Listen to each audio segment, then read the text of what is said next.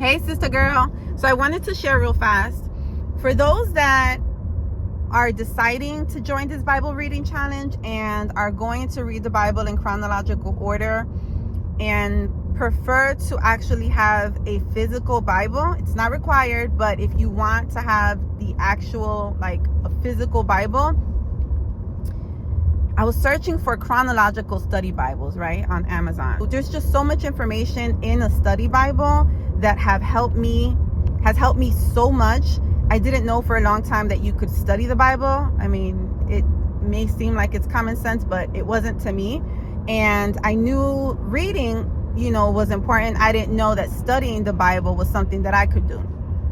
So when I came across my first study Bible, it helped me so much.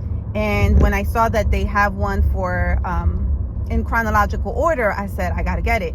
Now, there's so many different translations of the Bible, right? And if you look up translation scale, I think you can look it up that way, and it'll show you there's so many, and there's three categories. There's word for word, thought for thought, and paraphrase. So I'm gonna give you a little homework. Instead of me explaining it, I would prefer that if you're interested, you would go on Google, search translations and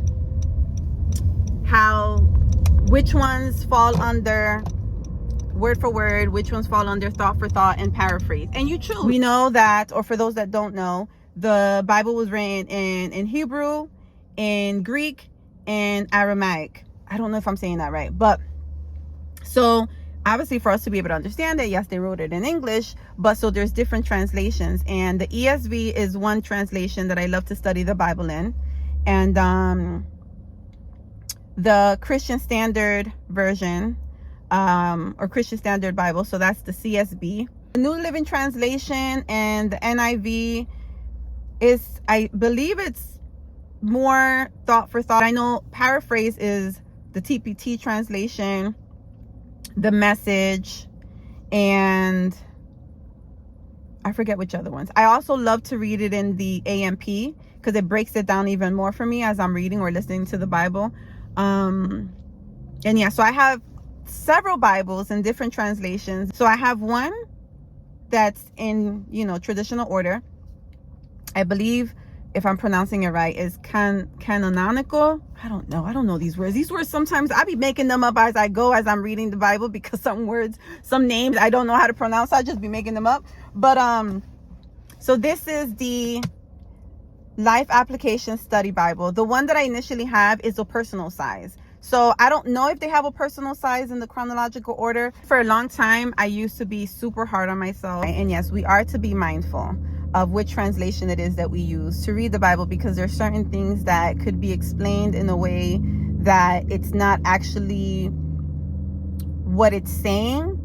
But it gives you an idea of what it is that it's trying to say, if any of that makes sense. But I used to be super hard on myself because when I first came to the faith, those that would tell me how important it is to read the Bible only read the King James Version.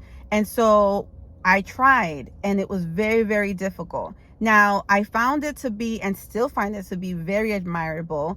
And I follow a lot of teachers that study and read from the King James Version. I just follow it in the translation that is, that I feel works for me.